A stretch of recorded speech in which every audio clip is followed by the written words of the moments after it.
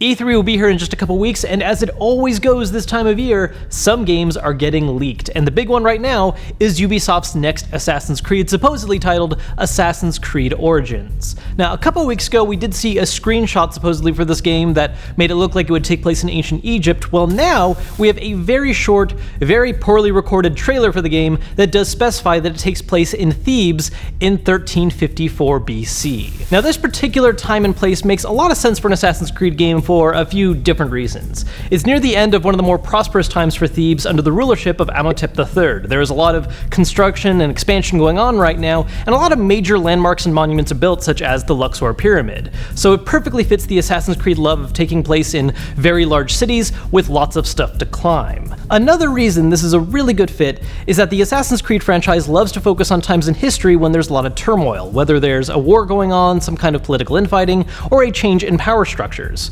Now, like I said earlier, this is near the end of Amenhotep III's reign. 4 years after the time posted in the trailer is when his son Akhenaten takes over, and stuff gets a lot darker for Thebes. He outlaws worship of any of the traditional Egyptian gods in favor of monotheism, and much of the expansion and building that was happening under Amenhotep III has stopped. So how does this fit into the rest of the Assassin's Creed franchise? Well, to begin with, it's very, very true to the name Origins, if that's actually the title, because currently the oldest Assassin's Creed game in the timeline is the first one, which is in the 12th century during the Third Crusade.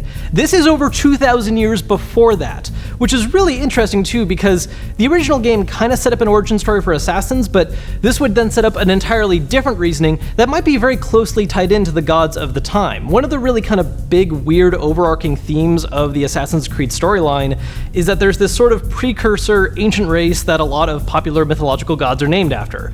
So far, it's mostly been Roman-based ones like Jupiter, Juno, Minerva, but during this time, that's actually when many of these mythological deities are being worshipped. It could be possible that we're throwing some Egyptian gods into the mix as part of how the Assassin's Order was founded.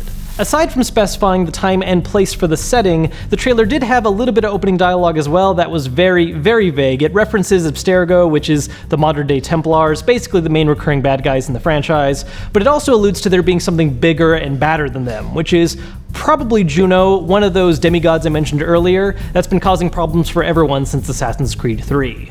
Now, this trailer is not the only thing that's been leaking a little bit of info. There was also a t-shirt recently that looks like it's showing off the main character of the game. He's wearing the traditional Assassin's Creed style robes that are all white with the hood. It has the Assassin's Creed symbol in the corner that's a mix with that and the symbol for Horus, and it shows off the name of the character, which appears to be, and I think I'm pronouncing this right, Bayek.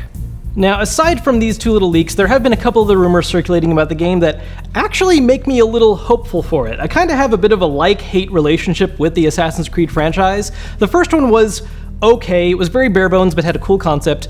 2 was really good, but then I played it 2 more times with pseudo-sequels that got annoying. 3 was an actual dumpster fire. 4 was really good but was more about pirates than assassins. 5 was Dumpster Fire Part 2 Electric Boogaloo, and 6 is probably the best one that's actually about assassins and not pirates. Now, if you're a superstitious person, this would make you think that we're probably screwed on this one because it's an odd-numbered entry, but there's 2 reasons why I'm actually kind of hopeful that's not the case.